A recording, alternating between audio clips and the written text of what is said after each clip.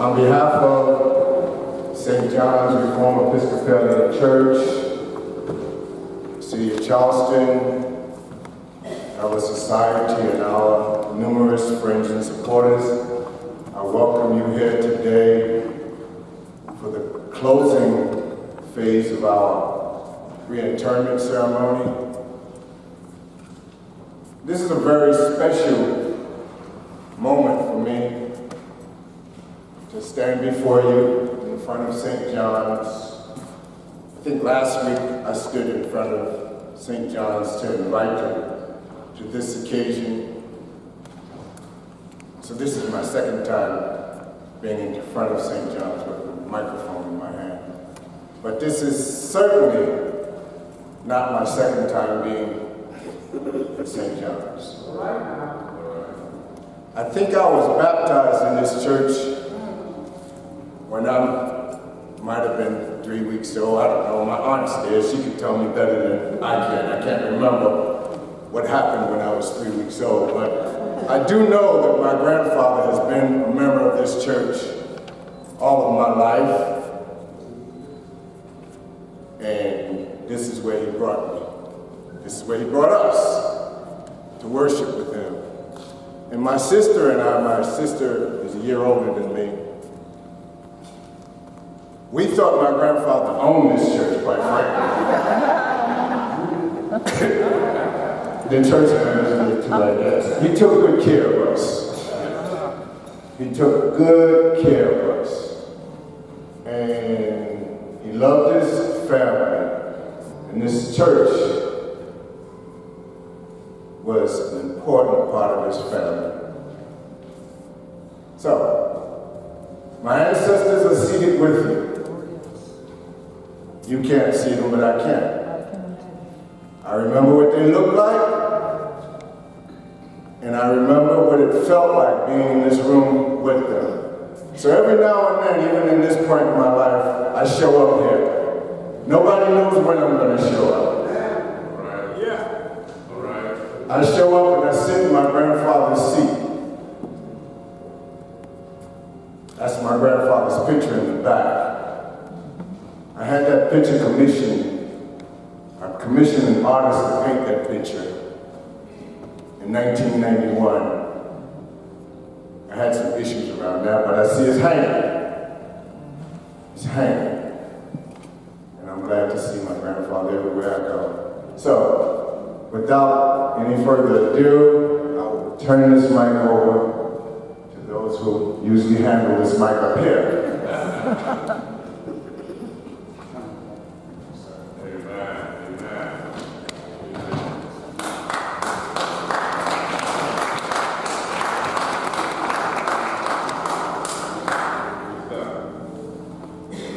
Let's give God a great big hand.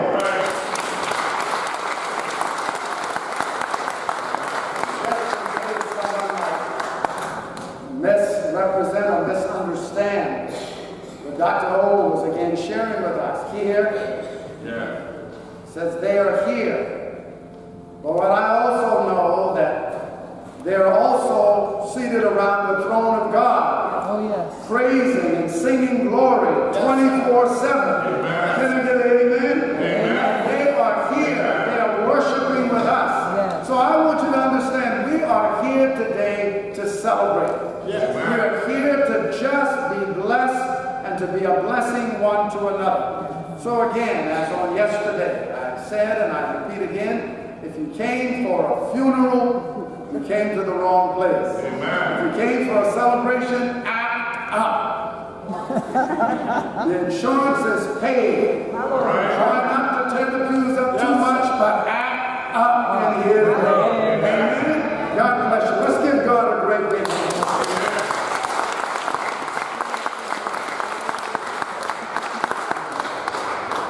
Let us begin and continue our order of service. We will have a hymn by our choir, St. John's Combined Choir, followed by the opening prayer by the Reverend Julius McDowell, the pastor of Wesley United Methodist Church. Then we will have scripture reading, Old Testament by Sister Joanna Martin Carrington, and the New Testament by Sister Lachey O'Bray, who is a member of the Gullah organization, who, in my opinion, at least from what I saw, was probably one of the hardest working persons in show business in this last 2 years.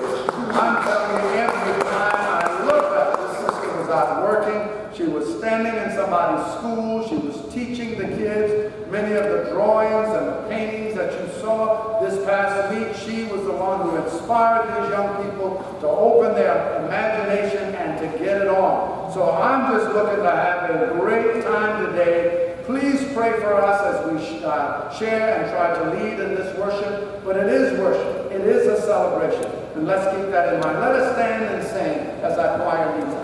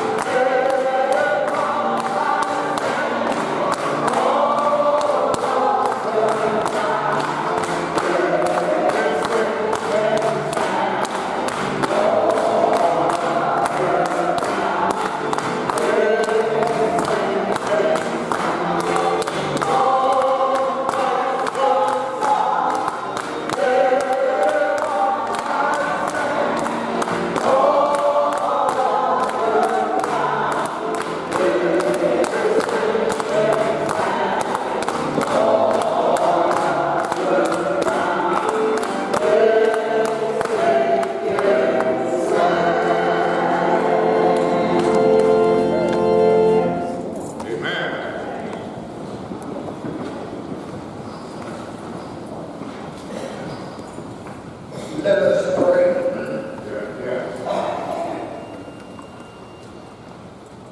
Eternal God, our Father, in the stillness of today, Lord, we have assembled ourselves into your house today. Lord, we have brought all of our woundedness to the house. But Lord, we know that there is nothing but life into your house. So right now, oh God, we have brought all of our concern toward you. Lord, you have blessed us at the beginning of the day. Lord, we assemble ourselves in different sanctuaries this morning. And Lord, we got some instruction from you this morning. But now, oh God, we are assembled ourselves at St. John's Church. And Lord, we are asking for your Spirit to come and touch us in a very special way. God, we are coming to you and say, Lord, we believe in celebrating life because, oh God, we know that with you, you are nothing but life. So right now, oh God, let your Spirit come and touch us in a very special way.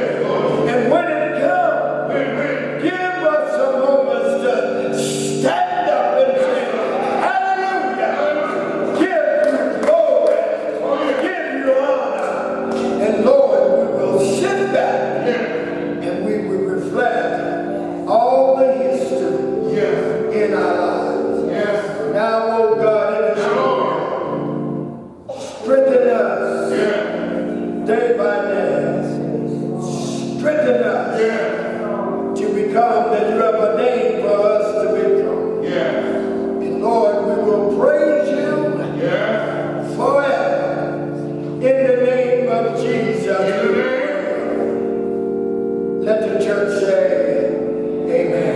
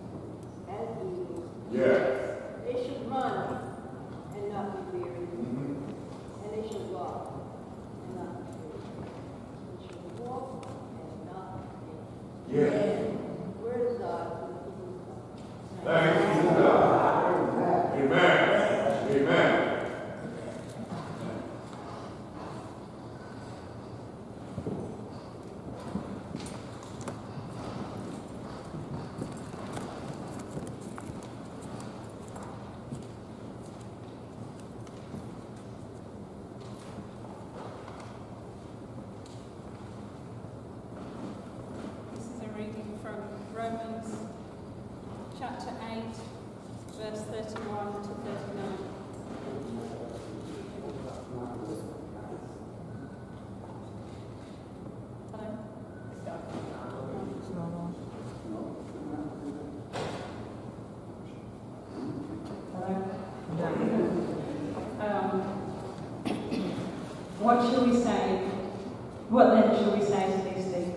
God be for us, who can be against us? He that spared not his own Son, but delivered him up for us all, how shall he not with him also freely give us all things? Who shall lay anything to the charge of God's elect? It is God that justifieth. Who is he that condemneth? It is Christ that died. Yea, rather that is risen again, who is even at the right hand of God, who also maketh intercession for us. Who shall separate us from the love of Christ? Shall tribulation, or distress, or persecution, or famine, or nakedness, or peril, or sword? As it is written, for thy sake we are killed all the day long. We are accounted as sheep for the slaughter. Nay, in all these things we are more than conquerors through him that loved us. For I am persuaded that neither death, nor life, nor angels, nor principalities, nor powers, nor things present, nor things to come, nor height, nor depth, nor any other creature shall be able to separate us from the love of God, which is in Christ Jesus our Lord. Amen.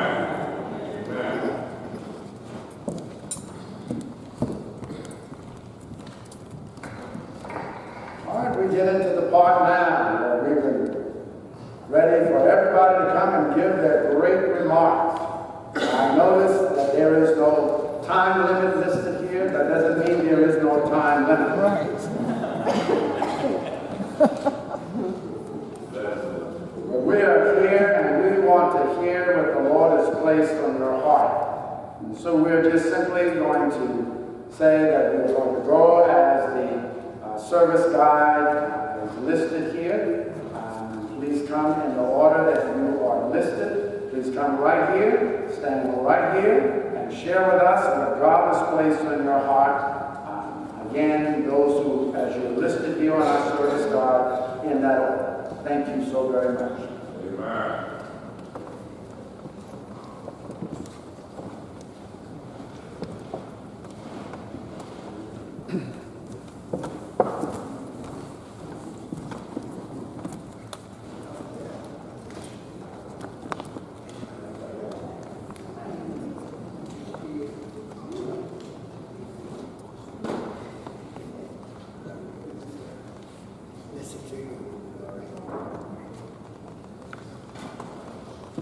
Thank you, Reverend Hill, for having this service in your church, and to all the members of this church, to all my brothers and sisters.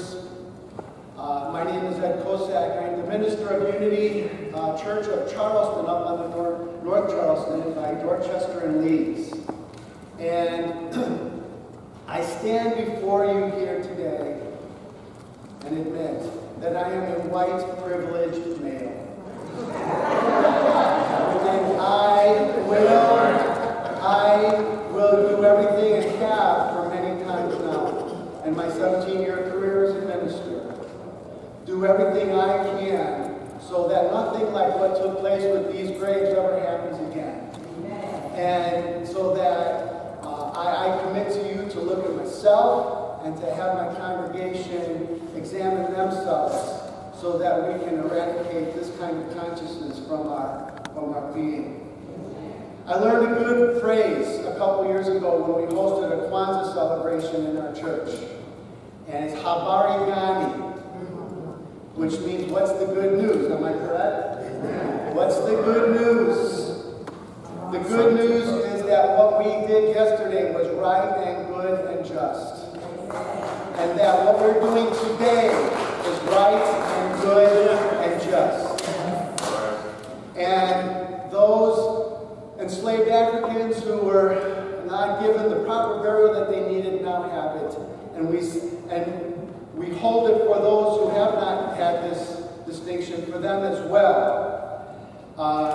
The word ecumenism, this is an ecumenical service. It means, in its literal translation, under the same house or from the same house. We may all have different beliefs.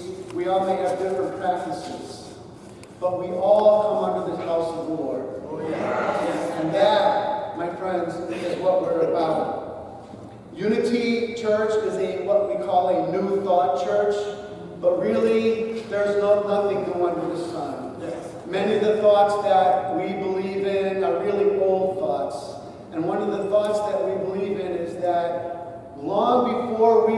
seed, we were alive. Long hereafter, after we leave this earthly plane, we are alive. And so the comfort which I feel at weekends like this, or when somebody passes, I've just celebrated 5 memorial services. The comfort that I take is the ability to be able to talk to these brothers and sisters who have gone before us.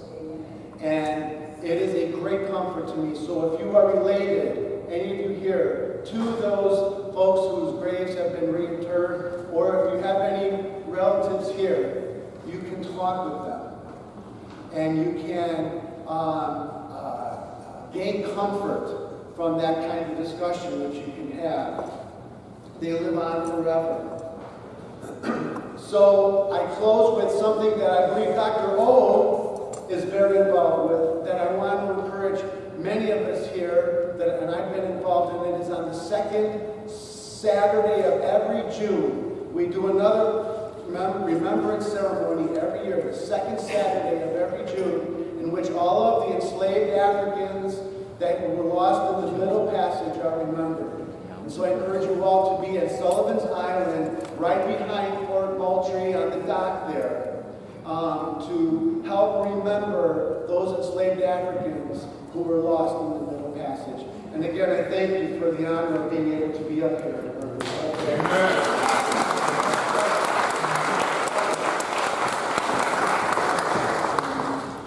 I was glad when they said unto me, let us go into the house of the Lord. Amen. I will bless the Lord at all times, and his praises shall continually be in my mouth. My soul shall make a boast. My soul shall make a boast in the Lord, and let the humble thereof be glad. I bring you greetings today from the International African American Museum, and it is indeed an honor and a privilege to stand with you today to pay homage and respect to our dear ancestors as they have been interred into the soil so lovingly and respectfully. 36 of our African American ancestors have been laid to rest properly, named, and given the peace they rightfully deserve. I want to speak directly to those 36 ancestors just for a moment.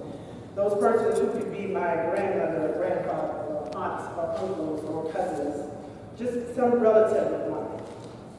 I want to say thank you for your courage to live, your courage to endure the infliction of pain, your courage to pray without ceasing for better days to come, and your courage to believe that God will turn things around. All right. You are our blood and spirit, and all of our lives rest firmly on the foundation of your sacrifice.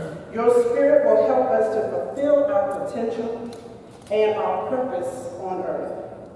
Because of all of what you had to endure, one of the ways that we are obligated to honor you and the many millions of our ancestors is to fulfill our life's purpose.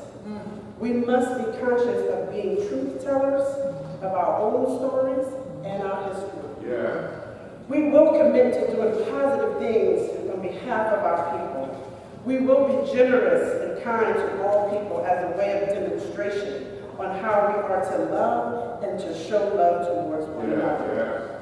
We will stay woke in order to remain conscious of all life's issues, extending our hand and our olive branches to make certain that we preserve our history and culture.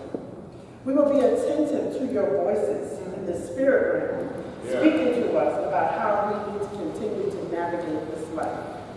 We will continue to dream and envision so that we never forget the many accomplishments that our African ancestors have done, and be sure to tell the stories as they are presently, and what will be. You have done, this 36 and many others, have done so much for us in preparation for this day. And we can finally give you the dignity that you so well deserve. Thank you for your patience. Your bodies have been laid to rest properly. Your souls did what it came to do. It learned what it came to learn. And now you are free to sleep in peace. Death may be the last chapter in time, but it's the first chapter in eternity. So we say thank you for every mountain that you had to cross over. Thank you for every trial that you had to go through. Thank you for every blessing you now provide to us. And for this, we give you praise. So on behalf of the museum, we are honored to be a part of this celebration of life. Our prayers for this city, this state, this entire world, that we reach out to one another, touch each other's hands, so that we can make this world a better place. The city, the state, by nations, and mostly from person to person. We need to show and extend love to each other, even in our differences. So eternal God, we just ask now that you give each of us the power and the desire to be united, as you have intended us to be. Heal the brokenness, the racial inequality, the hate, and the ugly. You are almighty and all-powerful to do all things. Help us to be in alignment with you today, tomorrow, and forevermore. Gullah Society, we thank you for all that you have done for our ancestors. And we give you the honor and praise. So we all can say together, Ashe, Ashe, Ashe, Ashe, Ashe, Ashe.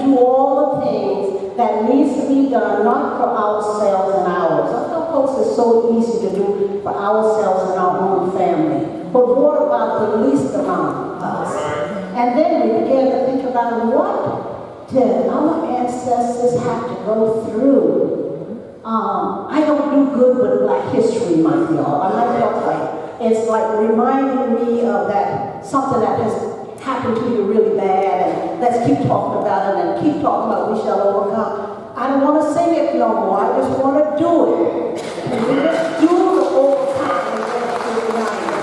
I'm going to say one other thing, and then I'm going to sing a little piece of song that if I don't get through, you guys don't understand, because it's my mama's song. 3 years ago, my mom passed. And I remember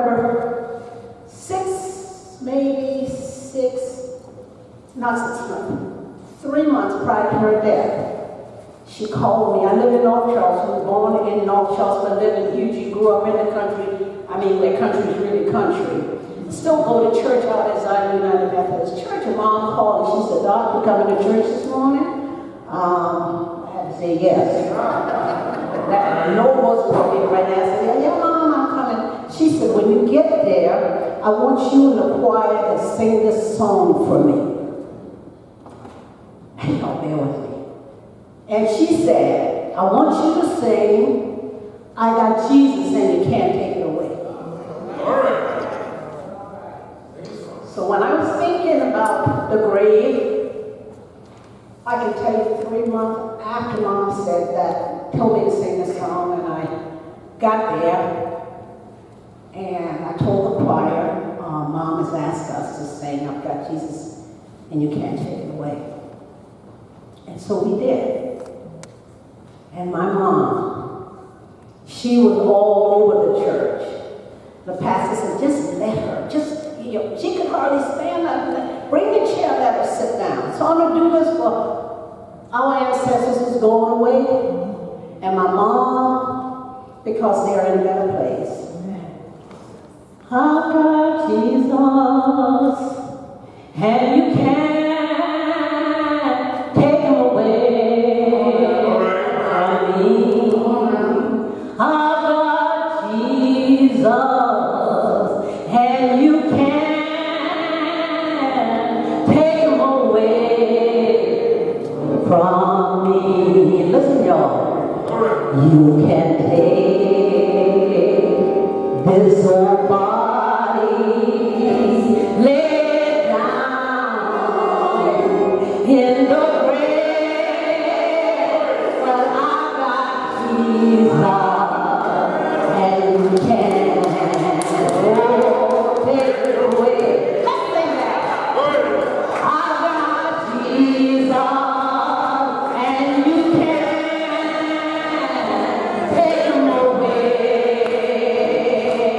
From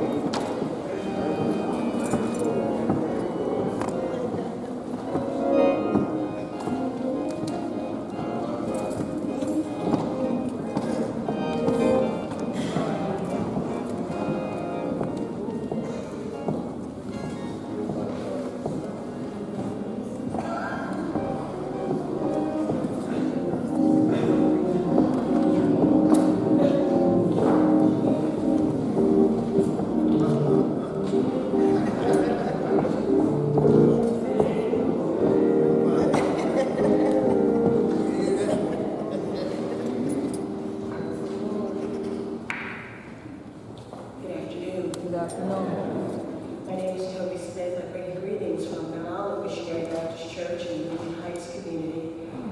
To all the pulpit and everyone here, being here is a singular honor that I will always treasure.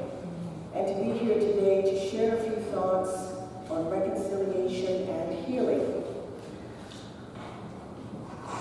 I'm a little bit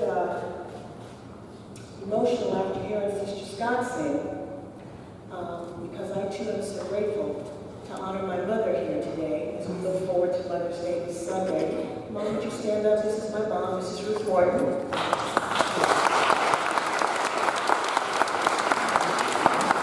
mother is in our partner in crime. We're everywhere together. And yesterday we spent some time together, and one of the things that came back to me, friends, was a memory of our amazing trip to South Africa in 1998. South Africa was going through a great deal at that time. You will remember that the Truth and Reconciliation Commission had just been established 3 years earlier, and had been tasked with the responsibility of providing a forum for the victims of apartheid to be heard and offering rehabilitative options and taking applications for people who had requested amnesty for any number of crimes. The pain of apartheid hung in the air and weighed just as much as the fear of those who had lost power. Now, my mom and I, we are devilish on occasion, and as we went through the vast shopping areas of Cape Town, South Africa, we decided to play a joke on people. She walked ahead of me, and I carried all the bags. And every so often, she would look over her shoulder and say, "Quickly, girl, come quickly," much to the delight of white South Afrikaners. And you know that a few of them were bold enough to approach my mother and to say, "Those were the good old days. We can't do that anymore." I share this story, family, because yesterday I saw vignettes of hope and change. I saw white people, black people, Jews, Muslims, Native Americans, visitors and locals crying silently but unashamedly at the vault of people who had died nearly 300 years ago. I saw a community sharing the grief of a situation that they didn't live through, but felt innately connected to. And that, my friends, is the story of Charleston. My hope is that as we mourn the 36, that mourning will turn into a new day for us. A day in which we embrace the pain of our past, not deny it, not run away from it, not shy away from it, not dumb it down, but figure out how do we go forward together. What should we do? What can we do as a community, family, to send a message that we no longer subscribe to those ideas and attitudes, but we recognize clearly that the systemic framework is still in place and it needs to be addressed. I saw the hope of all of that yesterday. And I wonder what would happen if we had a Truth and Reconciliation Commission here. Would people say, "Yes, my family owned slaves and I'm sorry about it"? Would people say, "We own slaves and we continue to profit from that money even today"? Would people say, "Well, yeah, my family was involved, but it's not my problem anymore"? Would people say, "We tried to find the ancestors of those enslaved, we thought about it, but we didn't know what to do"? Or would people say, "Why can't you people just get over it"? I think I got my answer yesterday, family. I saw it when my Native American brothers and sisters embraced the representatives from the Oyotunji village. I saw it when Carafest invited us up on the stage to Bust a Move, but all of those who had no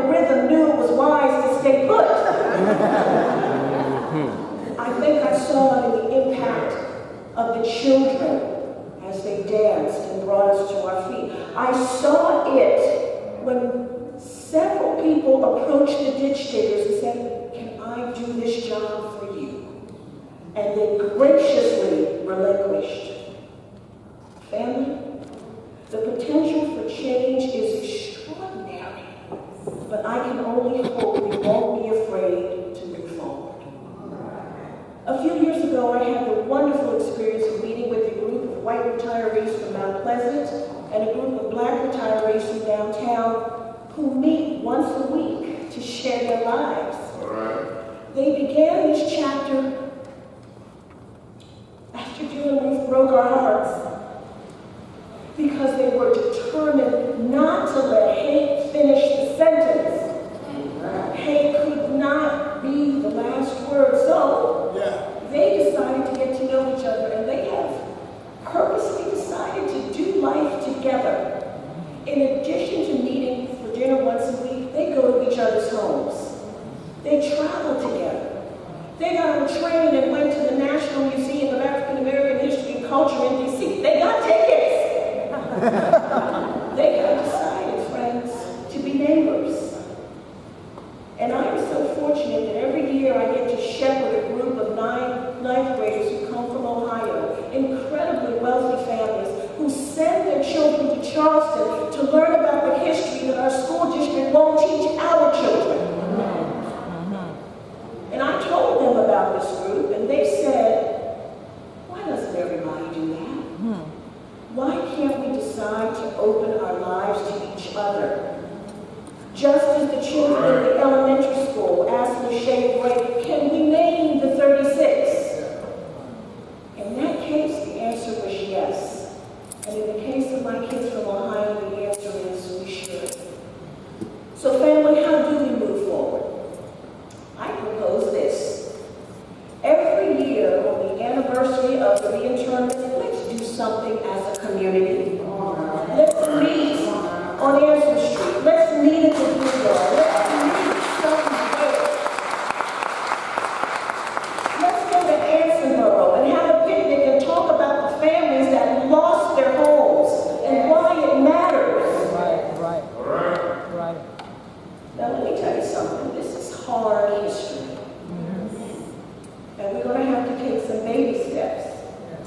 But it's worth the time.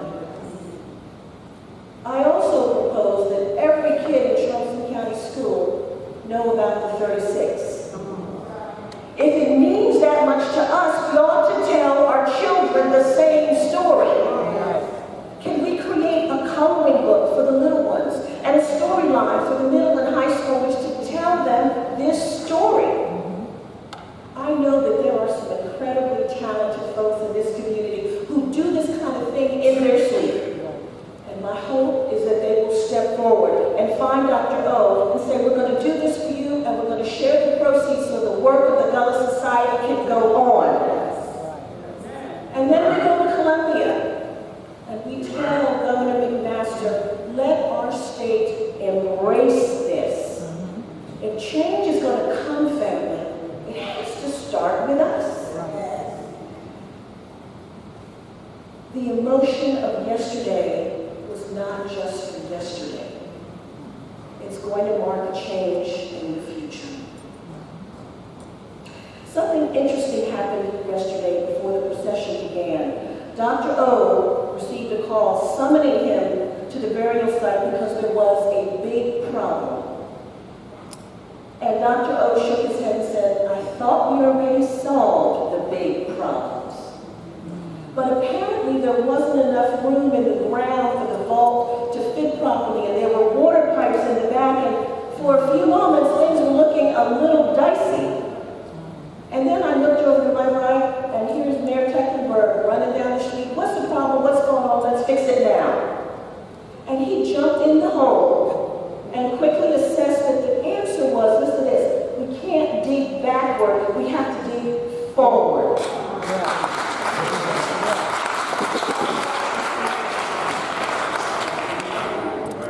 Everybody, including the mayor, jumped in and started digging to get that hole done, properly done. But the message is in go forward.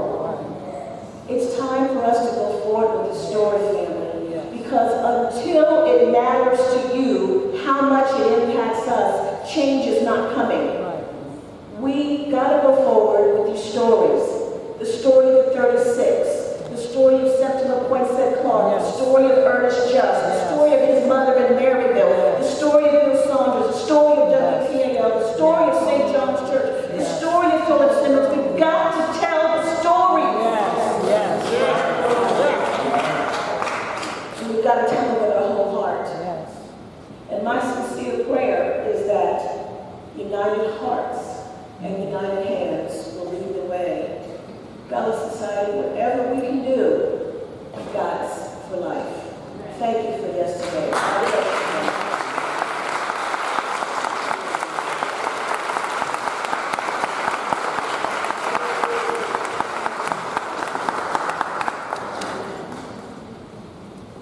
Precious Lord, take my hand, lead me on. I am tired, I am weak, I'm worn through the storm.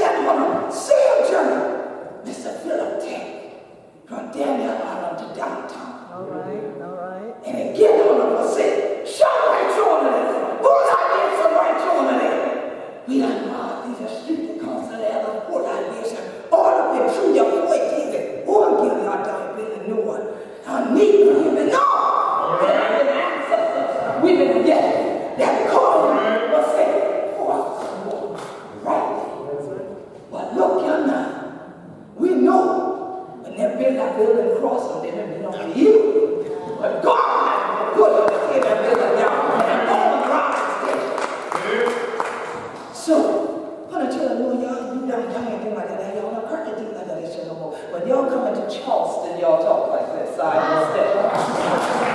But as a native of St. Helena, where we still praise on the shore, ain't but a few miles in any direction and you on the shore on the island, we always thank God for our ancestors and what they went through and their strength and our elders and the might with them and high for we and fear for whole and what they would tell whole to God. So when they would sing, this your song. Anybody know who wrote that song I just sang? Come on now, we're in the church and y'all ain't know who wrote that song. Y'all know who he was, didn't it? Thomas Douglas. But can anybody tell me what album that song was on? Well, I didn't know myself till the Lord had me tarrying at midnight till about 3 this morning. All right. With what exactly the ancestors wanted me to say today. And then I looked up the lyrics of the song and didn't sit and look at the lyrics till I sat in the church. Wanted to make sure, because I had church, I know y'all know this song. The pastor out singing me up here, so I know y'all will know the song. So I wanted to make sure I had it down, because when I saw the word river, it jumped off the page. But what didn't was that the title of the album was American Roots Music. And most of y'all who know me, I'm Queen Quet, Chiefess and head of state for the Gullah Geechee Nation, know that I always say, one must take care of the root for healing truth. So it's not for naught that I don't recall ever leading this song in my life, but of course, at many homegoings, I've sang it right along with the next person. All right. But God said, well, tomorrow that's going to change, or in a few hours that's going to change. You're going to lead them today. And I said, wonder why? Because most people know I would get in here and sing, walk with me, Lord. Why take my hand today? God said, because the same way there were little children buried. Their elders had held them same little children hand out their 30 cents. And somebody had to leave them children while they were right here along this river, right here in this harbor that we call Charleston. But they didn't know they would leave little children to bury other little children.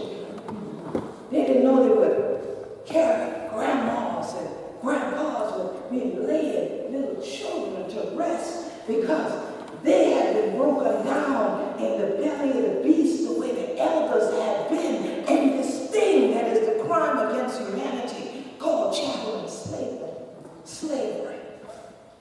How do you talk about the story of American roots without talking about that? In Charleston. South Carolina, in the Gullah Geechee Nation. You ain't telling the whole story if you don't start with that part of the story. But that's not the end of the story. And that's the problem. Most people get that little piece and run with it. They don't want to go no further. It's like the pastor giving out the scripture, but they don't want to read the whole book. Come on. Right?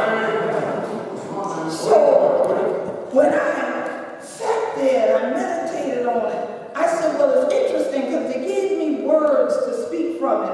Healing the land is the world tour I'm on this year. So I said the word healing, I could do that one in my sleep. That ain't no problem. Then they said the word hope. And I said, well, you know, a lot of people sell hope to people, but they didn't really know what you're hoping for. What does that mean to anybody? Then they gave me a word that I really don't like to use, reconciliation. And y'all would say, well, what is that about? Because of the same thing the sister before me mentioned. When I looked at the Truth and Reconciliation Committees of South Africa, I didn't feel anything had been reconciled. Things had been stated, but nothing had been resolved. So I said, okay, Lord, when you know me, he said, of course I know you, I made you. I said, so I'm going to go there and do what he said, go and do what you do. What I said to you to do, speak the truth. And I said, yes. I know they got love for me in Charleston, maybe I hope they still have it after I said that. I said, because we coming into church, somebody might want me to say, I ain't for that word necessarily, unless we're really going to do it. All right. Let's don't just throw words out there because they sound good. All but as my sister otherwise this is just a perfunctory exercise for us to get some newspaper articles and coverage right now. And we need to do more than that in Charleston. So, I'm a person that loves words, and I sat back, and I'm also a student at heart, so I said, they gave me an assignment, so I said, Lord, you know, I need to look something up on some paper, because I want the people to realize I am learned and whatnot, and so that here in Charleston, I want to ensure that I do my homework as they ask me to do. So I was a diligent student, and at around 2 a.m. this morning, I decided to look up the word reconciliation. So the Lord sent me to look it up, and it had these definitions. It said, number one, the restoration of friendly relations. I said, well, have we ever been very friendly to one another in Charleston? Or have we just shown southern hospitality, y'all? Okay, because you know, to have a friend, one must be found friendly. So we won't move on from that one. It said, number two, the action of making one's view or belief compatible with another. And I said, well, if we're talking about the time frame in which our ancestors had been buried, obviously we had a different view and a different vantage point than those had been enslaving us. And so I come back to the questions of the previous speaker. How will we answer what view? And are they compatible or aren't they? That we have even today. So then I said, well, all right. They got a third one, and I said, good, a 3. 3 plus 6 is 9, completion. There is a reason there are 9. There were 9 in Emmanuel AME. There are 36 that is 9 today. This 9 has to be the completion of something. Here is this 3, 3 times 3, 9. What is it? It says the action of making financial accounts consistent. Harmonization. Cypher. Now, you heard me sing, and I sang almost solo. Some of y'all joined in, but some didn't because you knew you wouldn't harmonize with us. You would be making a joyful noise, and maybe not unto the Lord, so you didn't sing it. You listened. But that's a good thing. Yes. To listen. Tune in your spirit and your heart and your soul and hear that way. Sometimes turn these off and turn this on and turn this eye on and see what somebody else went through, and then you can discover where there can be some harmony amongst us and where we can reconcile things. And I'm a mathematician by degree, so I've done many books.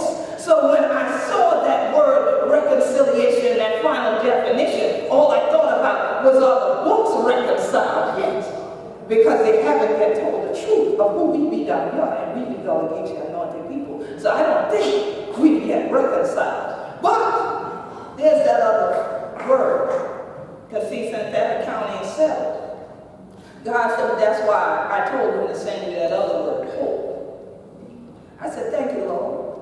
Because then I can hope that because of this ceremony, because of the Gullah Society's work, because of all that thought it not robbery to gather and celebrate our ancestors this weekend, that we would hope together. And I said hope was defined as a feeling, expectation, and a desire for a certain thing to happen. All of us in here might have a list of those desires from this weekend. They said that it is also defined as a feeling of trust.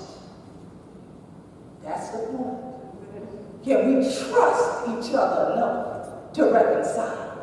Can we trust each other enough to leave this room and be in harmony together? Or we just playing nice because we're inside the Lord's house for a couple hours.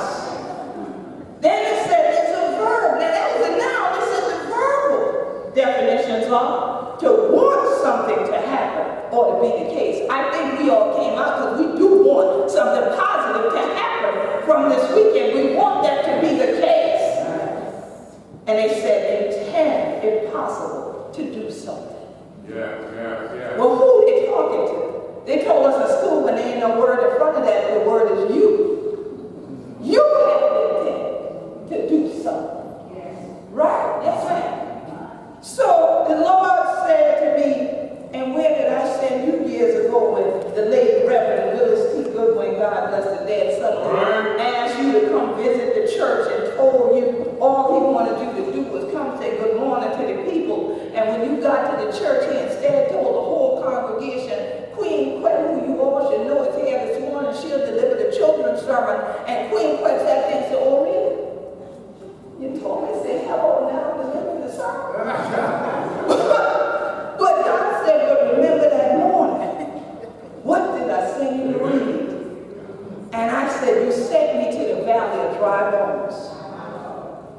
And he said, go back there. He said, because what did they bury yesterday? I said, they buried bones. How long had they been there? You think they still had sinews? Did they still have flesh? And said, no, it was dry now. The bones were there. But the flesh were the bodies of Gullah Geechees walking with them yesterday down by the river water once again. But God said, but think about it. Israel didn't get to that point of Ezekiel telling them about that vision of the valley of dry bones before something else. And that happened where? In chapter 36. 3, 6, back to the 9. Completion. Who's saying words that they don't want to hear right then? They don't like it. But later, the scribe said, you are a prophet. And you have to speak, because it is the speaking that brings life. Speaking brings things into existence. As we often say, you will have what you say. So Ezekiel spoke to the bones. And what did they do? They came together. So those bones weren't just buried. The flesh came upon Charleston community yesterday because we spoke about these ancestors that built what is Charleston. And God said, speak it again, because they were there, but they weren't clear. They still have more to reach that 7 to complete the journey, to reach that 9 to complete the journey. They have to intend to do the work that is part of the vision that had been buried but rose yesterday, because what you did was not necessarily reconciliation, but it was another R. It was restoration of a nation. And that's what he did, was restore life, because you breathed yesterday. You put life in the bones. You got them standing. That's why they're here. They're here to shout. They're here with us. They walk out with us. Today, into the Gullah Society, into the Gullah Geechee Nation.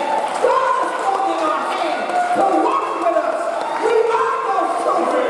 We are the 36. God bless you. Be restored. Be reconciled. Intend to do it, and you will have what you say. God bless you.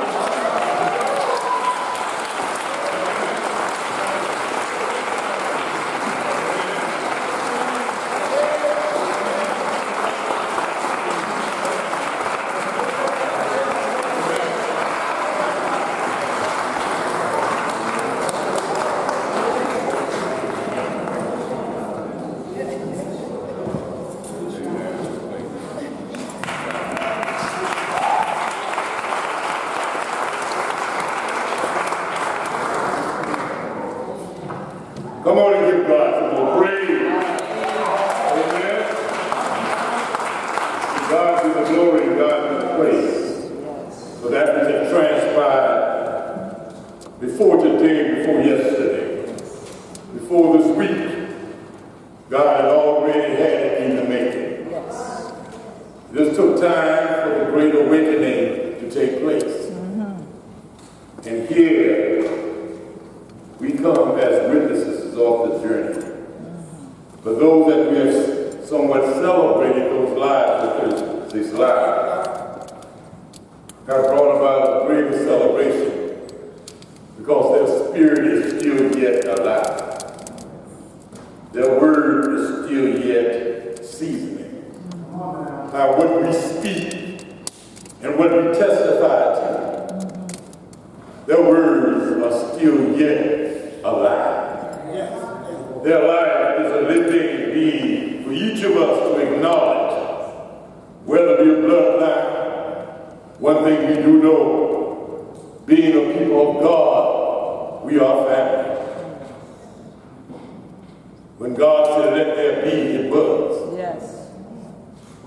And there were many from various families, various nations. To acknowledge the question of how we are to move on from this point.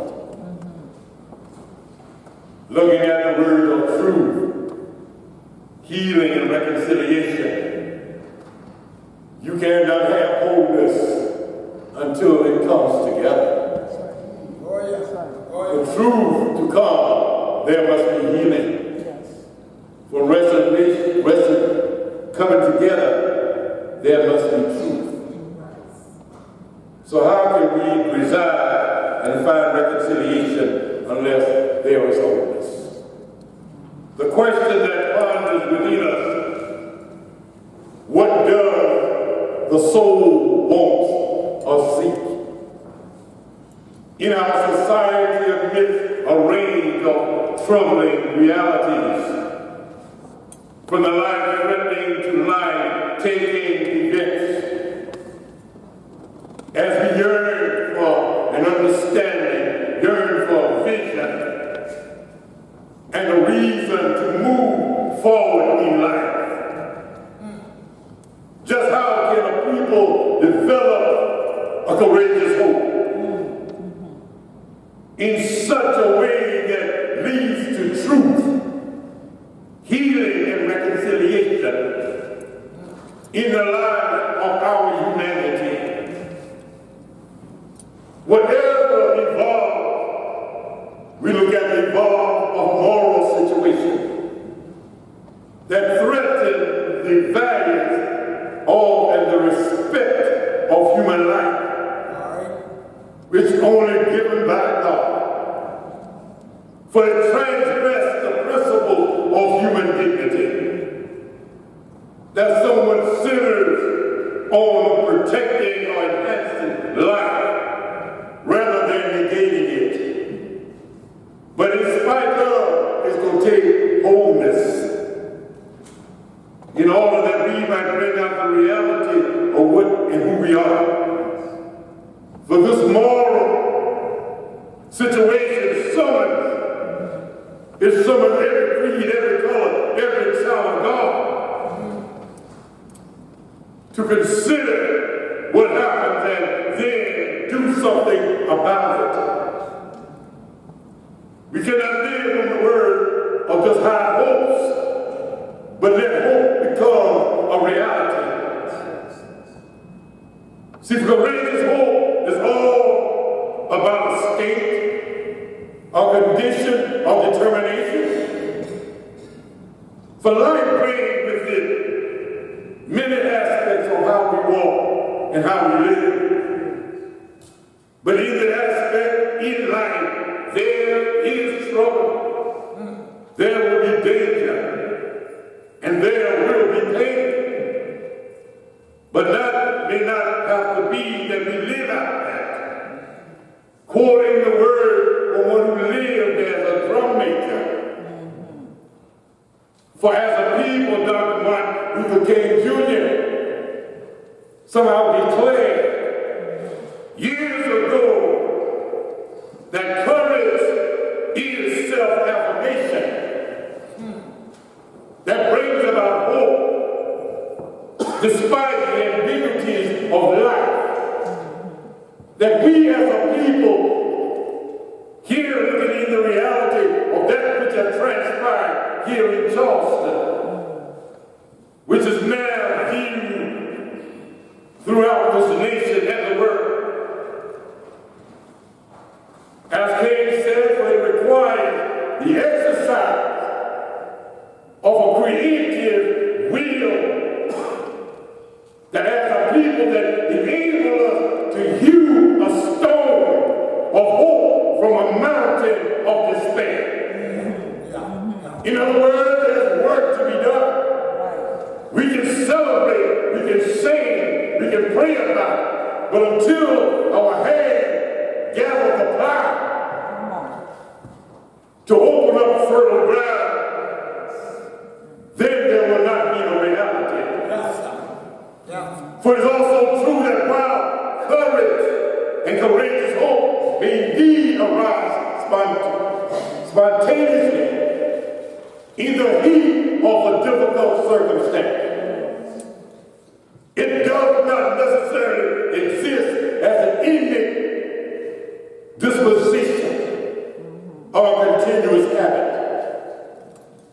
For it is important to highlight the awareness of it and tend to development of it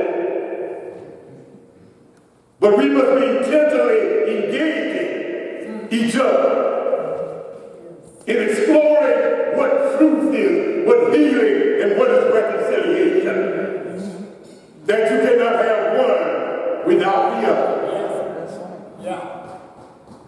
It is called for. It is necessary. Of course, we cannot also disregard the strides made by our predecessors, so in a wide array of opportunities. But however, in spite of some of the positive outcomes of the civil rights movement, and as a people, as a black race, as individuals and as families, as a whole, have someone reminded us of their in peril, still yet lingering, regarding racial stigmatization and profiling in the public square. For such a time as this, when trouble seems all around us,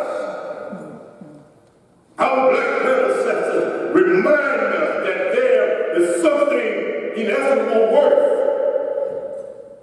to us as a people and to what they knew all too well about the ups and the downs of life, and how to be hopeful and courageous if truth, if healing, and reconciliation is to be our positive path. So as one would say of King again, consider that hope resides in one's view of oneself as an actor on one's own behalf. In other words, it involves from a person knowing that he or she has a choice and can decide on the optimistic course of life, while at the same time recognizing the barriers life presents. So as we put it to a gospel expression, we're looking at what he says, the theoretical aspect of what life is and what we contend with every day. But then what undergirds and empowers what we speak and walk as human, living out our humanity. We say that as Jesus, who is in the truth, as he stood before the courts, stood before Pilate, claiming that he was not from this world. And at that moment, Jesus defined the nature of his Messianic identity. That as we are to be Christ-like, we must define our identity as people of God, our brothers and our sisters keepers. Here the Jews are so many that are waiting for the Davidic Messiah, another glorious warrior king who would free them from exile into a renewed position as the Holy Kingdom of Israel. That was what Pilate and Brother Herod feared most. But now in the presence of the court, Jesus describes no such identity or no such intent. So John's Gospel records Jesus as the Mosaic Messiah, one who will lead his people to a new kingdom created, not by military might, but a nation wholly dependent on God for his own existence. That is a nation unlike any known political entity. Is one that Pilate had difficulty, Herod had difficulty comprehending. So it is indeed a kingdom, not of this world, not made with hands, but eternal in the soul of humanity, that reaches down to say that we are all God's children. And we fall on the same just level. familiar song would say, Jesus is the truth. He has set us free. Misfortune no longer scares us. Trouble no longer torments us. Sorrow no longer terrifies us. Disappointment no longer provokes us. Perplexity no longer vexes us. Burden no longer restrains us, because we have been set true, have set us free, which brings about healing. Then we go home to say, turn in the way that truth has turned our curses into blessings. Turn our hate into love. Look at Charleston. Truth has turned our rejection into acceptance, and truth has turned our persecution into consolation. Thus brings about reconciliation. Thus, Jesus is the way, the truth, and the life. Thus gives us truth, healing, and reconciliation. To God be the glory.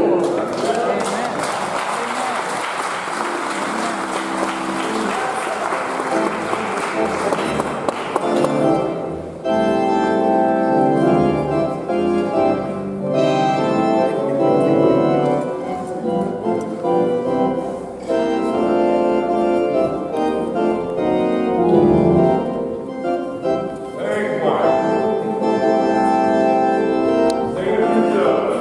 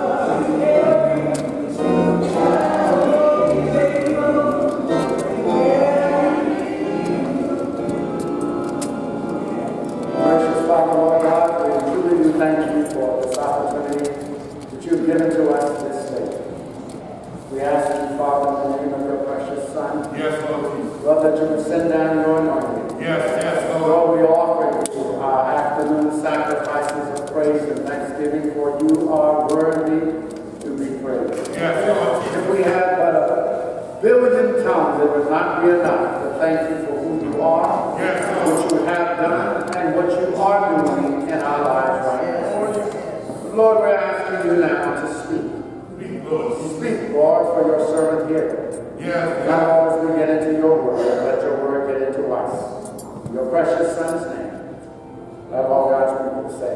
Amen. One of the reasons that I specifically requested that song is I figured that after everybody else had preached and done a great job of it, and after the choir had preached, all right, and singing, all I had to do was get up and say amen and sit down. This has been a real day of celebration.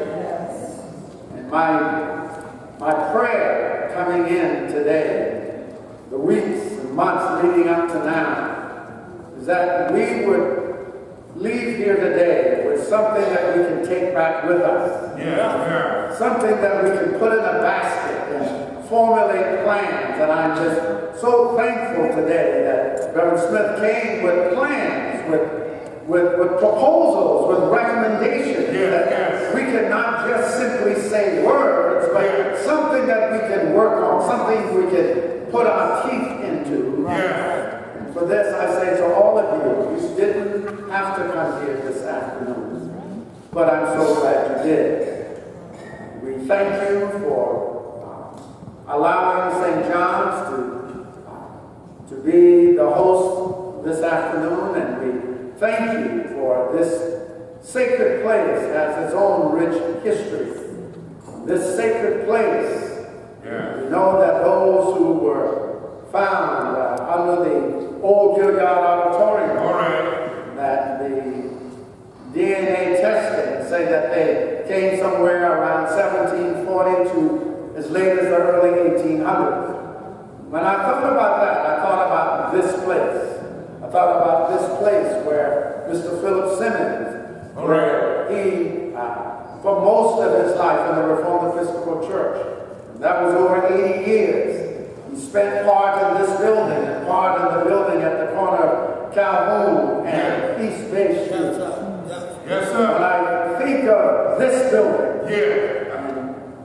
less than 100 years from the time that they began to bury those under what was then nothing, it was farmland. There was no names to identify who they were and to even consider who the family line might be, except maybe in DNA testing. But in 1851, 110 years before the first of those who were buried, there were individuals who came, sat in churches where it was then the law and the mindset that those enslaved people, and you were corrected yesterday to not say slaved, but enslaved, because those were free men and free women who were brought here against their will. But those individuals who were enslaved, there were people who were white who lived in this area in Charleston who would look around in congregations and they would see how the congregations had the lights in the main part of the sanctuary, and all of the enslaved people would be in the balcony. And it was in that time that all of the preachers for whites and enslaved people had to be white. Mother Emmanuel were free men and women, so they had whomever they want to have. And so right around the corner was Mother Emmanuel, who had free people and free preachers and free pastors and free ministers, and they would sing their free song because they knew that they were free. And when God makes you free, you are free indeed. So one gentleman that he sat in one of the churches, and when he sat in the churches in the city of Charleston, the heat and humidity was so high that the whites who sat here in the nave, they would take their fans and they would fan themselves. And as they fanned themselves, they could actually see the wave of the heat. All right. And he says, and they were down here. But the enslaved people were up there. And so he says, if it was so hot that you could see the heat and humidity down here, what must it have been like for those up there? And then he said he's observed that the pastor preached, and the whole time he preached, he never took his eyes off down here. So they were simply here by mandate. And not by choice. But I do want you to know it doesn't matter what others may do, what they might intend for evil. God is good. So they said we must do something about it. So in 1851, enslaved men and women, and part of the tradition was that any time there was a church that was built, and it doesn't matter whether it was here in Charleston or in the rural area, everybody got together and they worked together in order to build together, because if they didn't work together, they could not exist. They never would have survived. See, together we stand, divided we fall. And so in 1851, these enslaved brothers and sisters built this beautiful building. All except for after this wall, this was later added on by St. Joseph. So these men and women built this beautiful edifice in 1851 with the beautiful air-conditioned pews. See what it tells me, that these men were brilliant men and women. It didn't matter what John C. Calhoun said. They were incapable of having regular cognitive thought, so they need to stay in their place. But what John C. Calhoun failed to realize, that these people were created by a holy God and a righteous God, and a God of made them. They were fearfully and wonderfully made.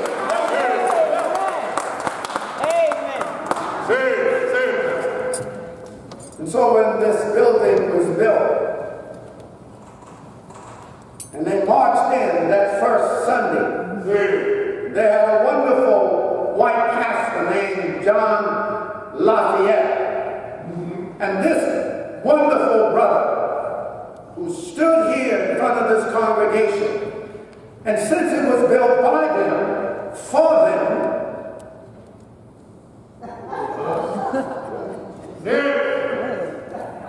only the blacks could sit here. The whites had to sit in the transept or in the balcony. And when John Lafayette Jericho preached, he did not look up in the balcony. He did not look in the transept. Go ahead. He looked down at his congregation, who did not look like him, but found out that they were just as smart as he was.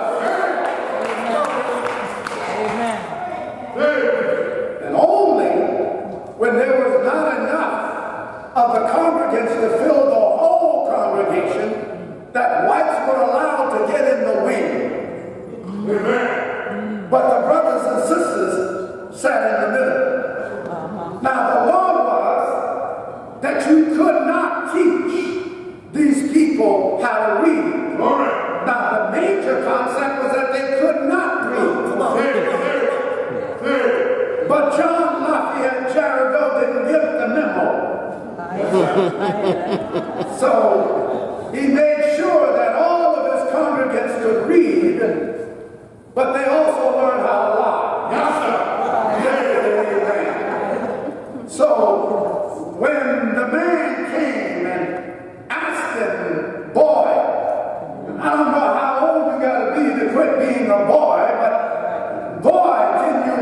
breathe. Nonsense.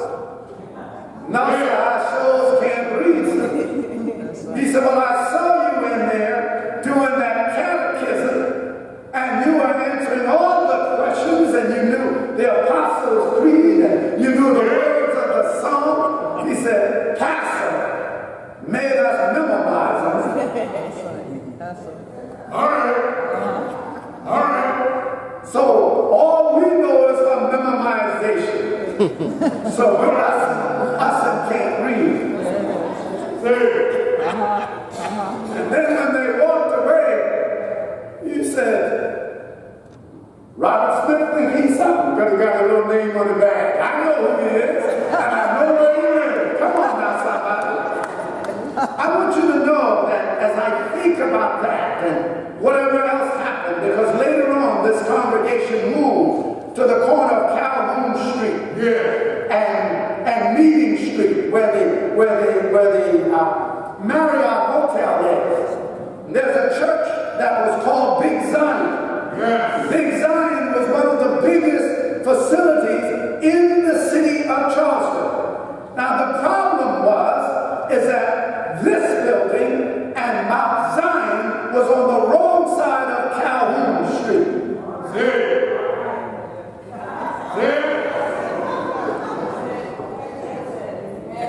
See, Anson Street is too close to Society Street. Come on now. So, they said that we want to build another church, and so they were recommended to move to the west side. Because you see, you be where you have other people that look like you and sound like you, and we don't think it's a good idea. But you see, God ain't had no better sense but to put some rich white people in Little Zion Presbyterian Church.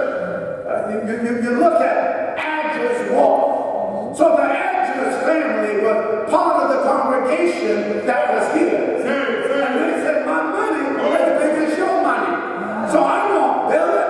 Y'all didn't buy the land. I bought the land, and we're going to build the church. So early one Sunday morning, the congregation walked out. Maybe some of the same family members of those who were found on the Gideon Auditorium came out and walked out of these doors, walked down Main Street, made a left on Calhoun Street, saying we're moving up, going up to Zion, going up the King's Highway.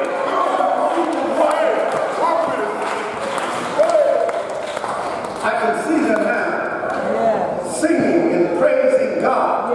But before they made the move from 91 Anson Street to the corner of Calhoun and Meeting Street, see, the Lord happened to show up in this little old building.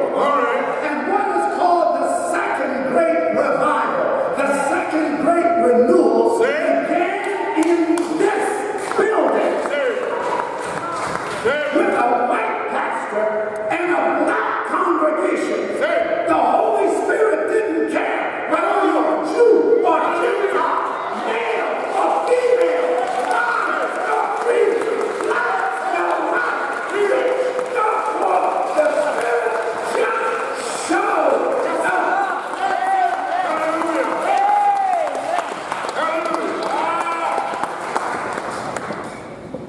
Hallelujah. So while they were here, John Lafayette said he felt moved by the Spirit that they were having an evening prayer service. Now remember they got to work from Kansas to Kansas. That's right. Can I get an amen? Amen. They didn't work all day, but they got a taste of that thing called the Holy Spirit. And so even though they were tired, they still rolled up in this building because they knew that if I come here, the Lord is going to meet me here. I know if I come here, that I'm going to get some rest from my labor.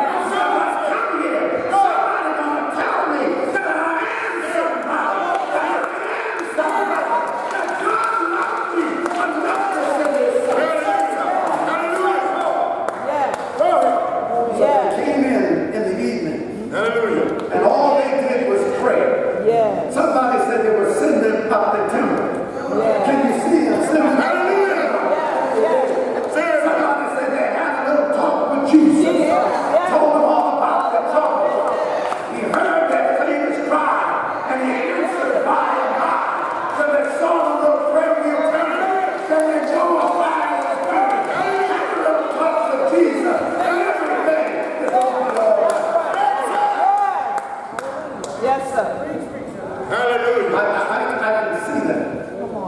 And as this place was packed, and they started just with prayer. And that's all they would do, just pray. Then Pastor Gerald then began to preach. And before you know it, the place was packed. All the free men and slave people, or enslaved, began to come.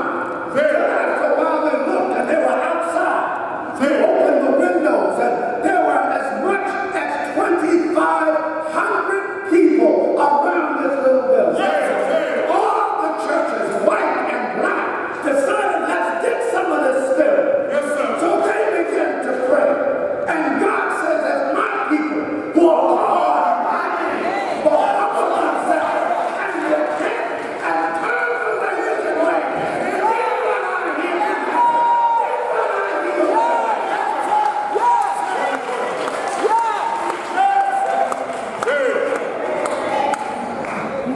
Hallelujah. And all of a sudden, people start coming to the Lord. All of a sudden, people start saying, praise God. Hallelujah. Come on. I can cite those who came from England. Cousin Dorothy with God. I can see those that came from Africa. They were kings and queens. Everybody thought they were ignorant.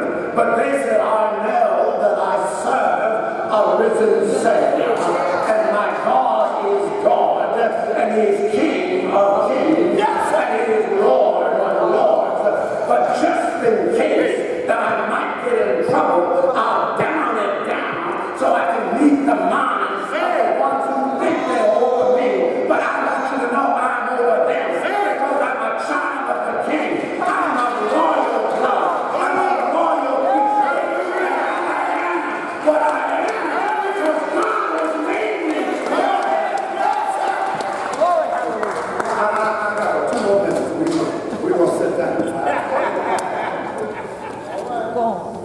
Hallelujah. And they say that in one weekend, in Walterboro and Beaufort, 600 people came to the Lord in one weekend. Amen. The news spread so much and so quickly that people came down from New York to find out what is happening down here in Charleston. All right. You see, if you just get out the way, if you just put this foolishness out the way, if you stop walking around with your nose up in the air, thinking you're better than somebody else, you might have room for the Holy Spirit to show up and to show out in your life. Thank you, Jesus. I was listening to a very brilliant young man who is the host and anchor for The Daily Show. Many of you know Trevor Noah, who wrote this beautiful book called Born a Crime. And he was asked recently because of the comments about reparation. And they asked him, why is America having such a problem with what is happening and, quote, reconciling what has happened in America for 400 years. What is the problem? How did you guys do that in South Africa? And Trevor says, the difference that I see, and this young man can speak like anybody. He's just like my son. If my son is in the room talking to a Jewish or an Italian person, you thought both of them were Italian. You thought both of them were Jewish. You thought I'm a Russian. It didn't matter. That young man has a gift. And Trevor Noah has the same. And they asked him, what is the difference with America and South Africa? And he says, South Africa repented of the evil that they did. Hallelujah. See, this is me. This is really hell now. I don't believe there's going to be any reparation until there's reconciliation. There's no reconciliation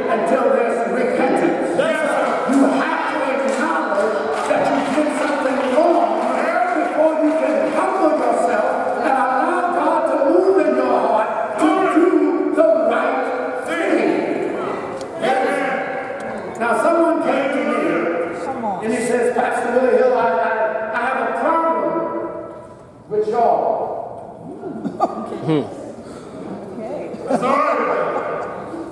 And I'm thanking the Lord right now that I'm a nice Christian brother, because I responded appropriately. I said, your mama.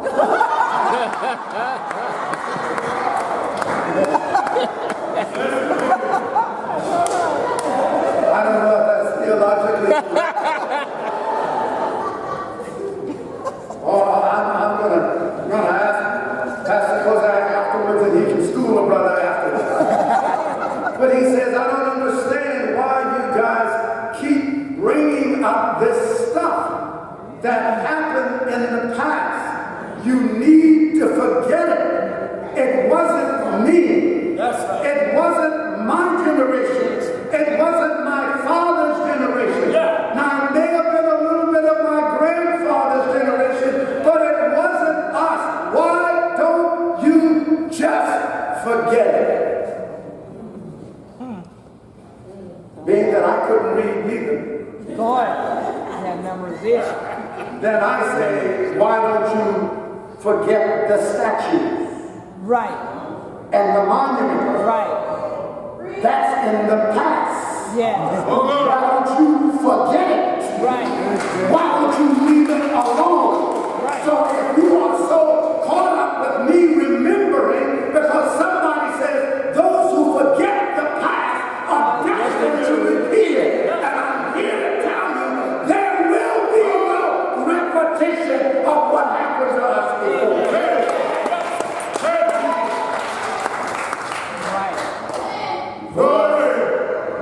There are some things that are not for sale. That's All right. My history is not for sale. Amen. You can go out and write whatever you want in the book. Yep. But there are enough people who know exactly what happened. And who can tell the story just like it happened. They can tell you when the king. They can tell you what you were wearing. They can tell you how you talk. They can tell you from where we left the continent of Africa. And what route that we came. And where we landed. And how we were mistreated. And I want you to know my history is not for sale.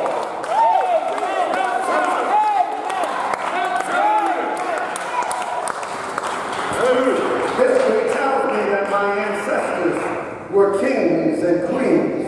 Yes, sir. History tells us that mathematics began with my ancestors. History tells me that astrology and astronomy began with my ancestors. History tells me that Imhotep, who would make the first ziggurat pyramid, and that he established a surgical procedure. Yes, sir. And it is still used today. Hallelujah. My history is not for sale.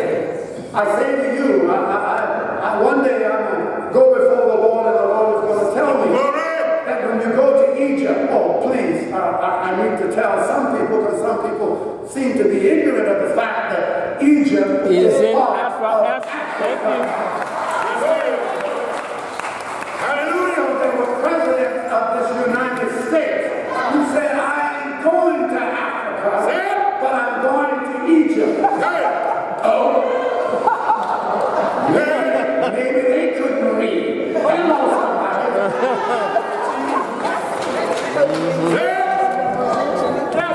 And then the other day, in the DNA testing series, brother, what was his name? Here he is right here. Dead or sure. Say it again. Dr. Shaw. Stand up, my brother. Stand up. Stand up, please, sir.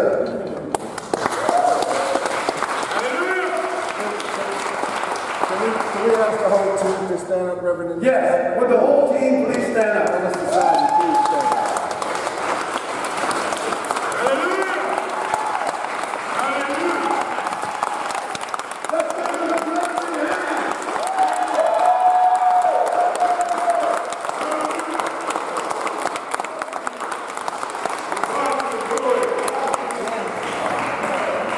I know that it was all right for you to do that, because I ain't taking off 1 minute off my message. You're doing blessing, brother. Yes.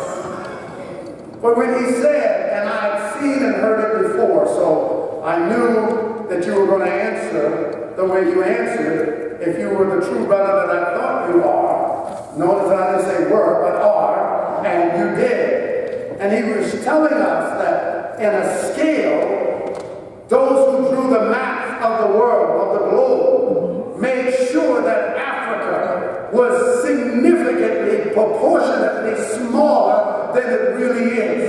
So people who don't know anything about Africa think that that's just a little old place, when it is one of the biggest continents on the earth. But I want you to know God started us there.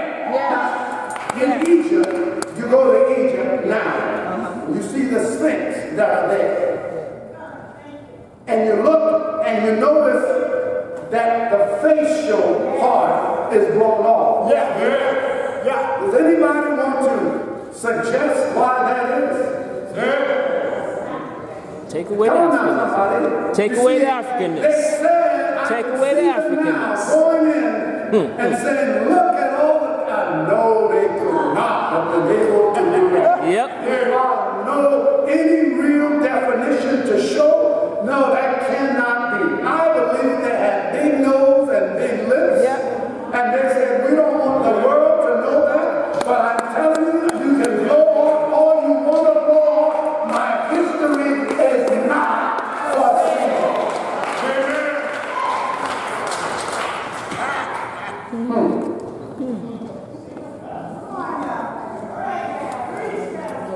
You can send us to inferior schools.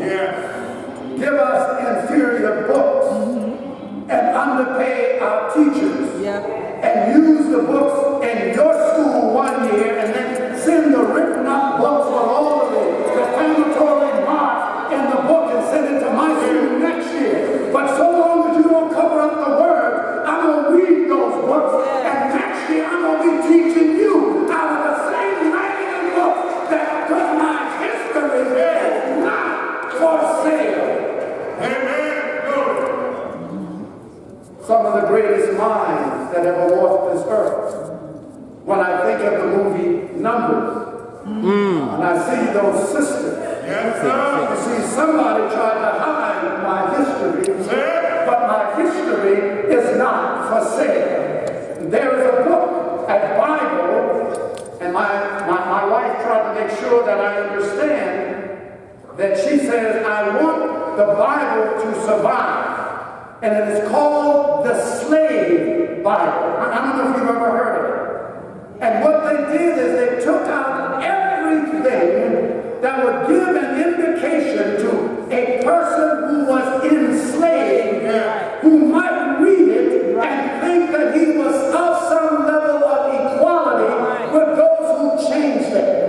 So in Gambia, when they said there is neither bond nor free, there's no slave.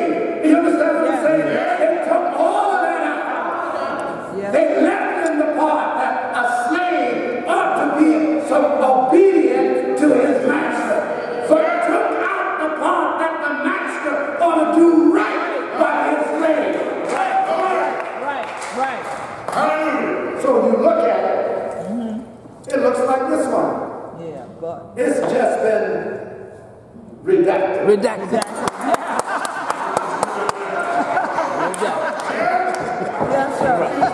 That's right. Dr. Ho said it's time for me to sit down, so I'm going to sit down right now.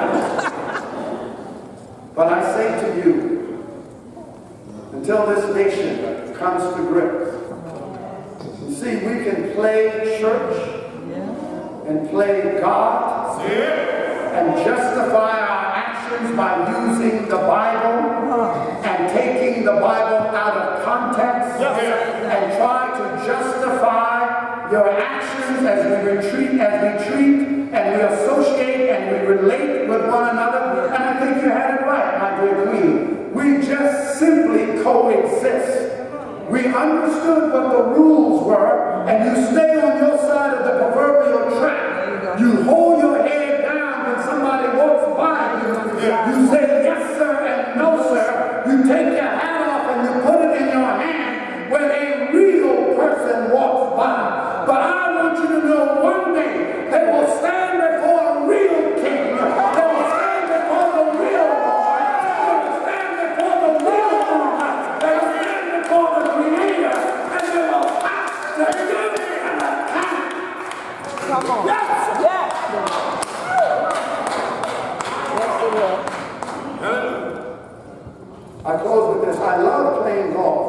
wife makes me play.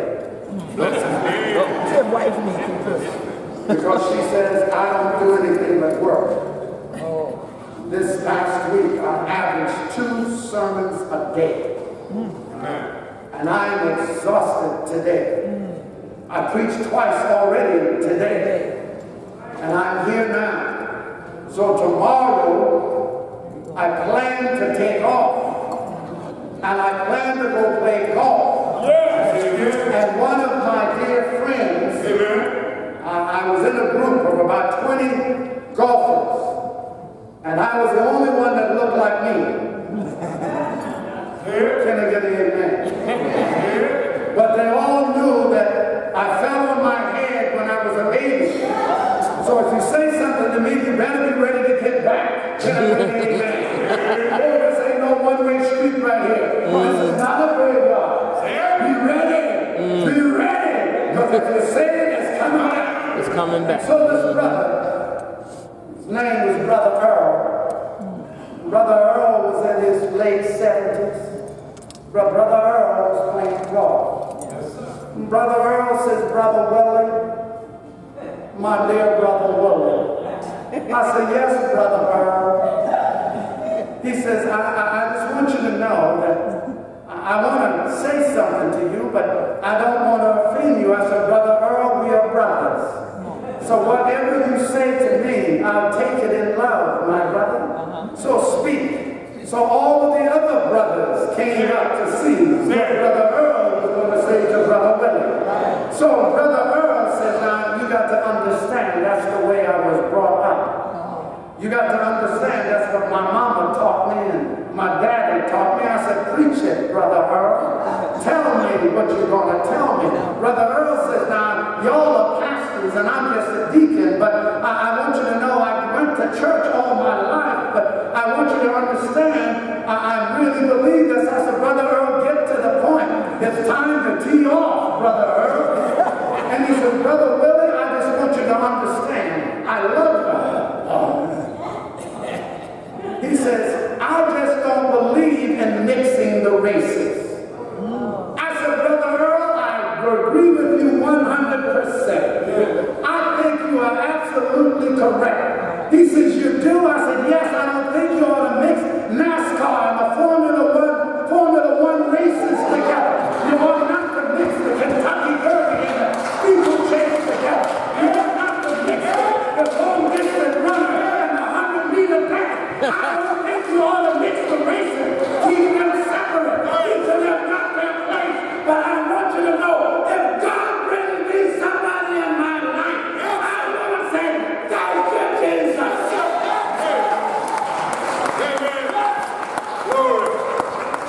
Glory. Brother Earl looked at me.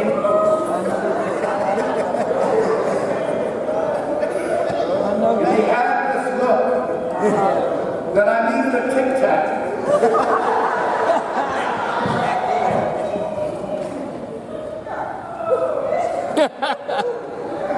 So we're now on the tee box on number 3. So 1, 2, and 3, he had this look, and then on number 3,